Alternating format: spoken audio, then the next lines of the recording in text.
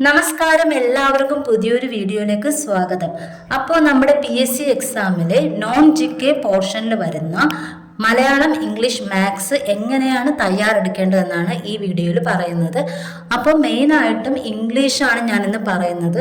അപ്പോൾ എനിക്കും നിങ്ങളെപ്പോലെ തന്നെ ഇംഗ്ലീഷ് എങ്ങനെ പ്രിപ്പയർ ചെയ്യണമെന്നൊന്നും അറിയില്ലായിരുന്നു. അപ്പോൾ ഇംഗ്ലീഷ് നമ്മൾ എടുക്കുമ്പോഴത്തേനും അതിനകത്ത് രണ്ടായിട്ട് നമുക്ക് തിരിക്കാം. അതിൽ ഒന്ന് ഗ്രാമർ പോർഷനും ഒന്ന് വൊക്കാബുലറി പാർട്ടുമാണ്.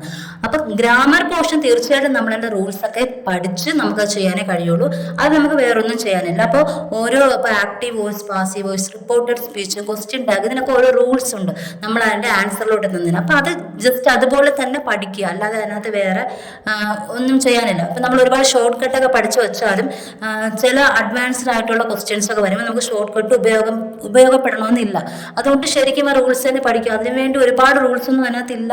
അപ്പോൾ ആ ഗ്രാമർ പോർഷനിൽ റൂൾസിൽ കറക്റ്റായിട്ട് പഠിച്ചാൽ മാത്രമേ നമുക്ക് ആൻസറിലെത്താൻ പറ്റുള്ളൂ. അപ്പം ഞാൻ ആദ്യം വിചാരിച്ചത് വൊക്കാബുലറി പോർഷനൊന്നും പഠിക്കേണ്ട ആവശ്യമില്ല, കാരണം അത് പഠിച്ചാലും നമുക്ക് കിട്ടില്ല എന്നൊരു ധാരണയായിരുന്നു എനിക്കുണ്ടായിരുന്നത്. അപ്പോൾ ഒരുപാട് കളക്റ്റീവ് നോട്ട്സ് ഒരുപാടുണ്ട്, ഫോറിൻ വേർഡ്സ് ഉണ്ട്, ഇഡിയംസ് ഉണ്ട്. അപ്പോൾ അതൊക്കെ ഒരുപാടുണ്ട്. അപ്പോൾ ഇതൊക്കെ പഠിച്ചു കഴിഞ്ഞാൽ നമ്മൾ ഒരുപാട് പഠിക്കേണ്ടി വരും. പഠിച്ചു കഴിഞ്ഞാൽ അതിനെ ചോദിക്കുമെന്ന് നമുക്ക് ഉറപ്പില്ല. പിന്നെ എന്തിനാണ് പഠിക്കുന്നത്, അതിനുവേണ്ടി സമയം കളയുന്നത് എന്തിനാണെന്നൊക്കെ ചിന്തിച്ചിട്ടുണ്ട്. പക്ഷെ സത്യം പറഞ്ഞാൽ കുറേ കഴിഞ്ഞപ്പോഴാണ് അത് മനസ്സിലായത് പഠിക്കുന്നതിൻ്റെ ഇമ്പോർട്ടൻസ് എന്താണെന്ന്.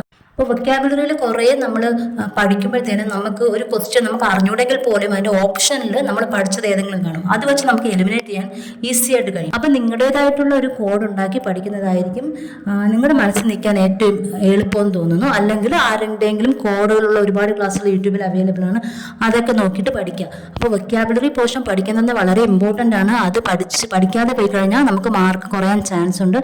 അപ്പം ഇങ്ങനെയാണ് ഞാനിപ്പോൾ ഇംഗ്ലീഷ് പഠിച്ചുകൊണ്ട് എൻ്റെ മാർക്ക് ഒരുപാട് ഇമ്പ്രൂവ് ആയത് ഇങ്ങനെയാണ്. അപ്പം നമുക്ക് ഡൗട്ട് തോന്നുന്ന പോർഷൻസ് നമ്മൾ എന്തെങ്കിലും കോഡ് വെച്ച് നമ്മുടേതായിട്ടുള്ള കോഡ് വെച്ചിട്ട് തന്നെ പഠിക്കുക. അത് നമ്മുടെ മനസ്സിൽ നിൽക്കും.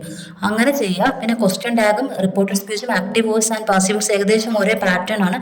അതിൽ ക്വസ്റ്റ്യൻ ടാഗ് മാത്രമേ ഉള്ളൂ കുറച്ചും കൂടി ഈസിയാണ്. പക്ഷേ മറ്റേത് active and passive voice, reported സ്പീച്ചും തമ്മിൽ ഏകദേശം അടുത്താണ്. നമുക്ക് ഡൗട്ട് തോന്നാൻ ചാൻസ് കൂടുതലാണ്. അപ്പോൾ അത് കൂടുതൽ പ്രാക്ടീസ് ചെയ്യുക. അപ്പോൾ ആ ടോപ്പിക്ക് നന്നായിട്ട് പഠിച്ചിട്ട് റൂൾസ് നന്നായിട്ട് പഠിച്ചതിന് ശേഷം പ്രീവിയസ് ഇയർ ക്വസ്റ്റ്യൻസ് ഒരുപാട് ചെയ്യുക. പിന്നെ ഇംഗ്ലീഷിൽ ശ്രുതി ലേണിംഗ് PSC എന്ന് പറയുന്നുണ്ട്. അതിൽ നമ്മൾ ഈ ടോപ്പിക്ക് പഠിച്ചതിന് ശേഷം അവരിടുന്ന പ്രീവിയസ് ഇയർ ക്വസ്റ്റ്യൻസ് ചെയ്ത് നോക്കുക. അതുപോലെ യൂട്യൂബിൽ ഒരുപാട് ക്ലാസ് ഉണ്ട് ഇംഗ്ലീഷിൻ്റെ. അപ്പോൾ അതൊക്കെ നോക്കുക. അതാണ് എനിക്ക് ഇംഗ്ലീഷോട് പറയാനുള്ളത്. അപ്പം മെയിനായിട്ട് ഗ്രാമർ പോർഷൻ നിങ്ങൾ ഉറപ്പായിട്ടും പഠിച്ചിരിക്കണം. റൂൾസ് കാണാതെ തന്നെ പഠിച്ചിരിക്കണം. വൊക്കാബുലറിയിൽ നമ്മൾ നമ്മുടേതായ കോഡുകളൊക്കെ ഉപയോഗിച്ച് മാക്സിമം പഠിക്കാൻ പറ്റുന്ന അത്രയും പഠിക്കുക. പിന്നെ നമുക്ക് ഈ വൊക്കാബുലറി പോർഷനിൽ കിട്ടാൻ ചാൻസ് ഉള്ള ഐറ്റംസ് ആണ് ഈ കളക്റ്റീവ് നോട്ട്സ് എന്ന് പറയുന്നത്. അപ്പോൾ കളക്റ്റീവ് നോട്ട്സ് ഒരു 100 കളക്റ്റീവ് നോട്ട്സ് പഠിച്ചു കഴിഞ്ഞാൽ 100 പഠിച്ചു കഴിഞ്ഞാൽ അതിന് ഉറപ്പായിട്ട് നമുക്ക് കിട്ടും, ഉറപ്പാണ്.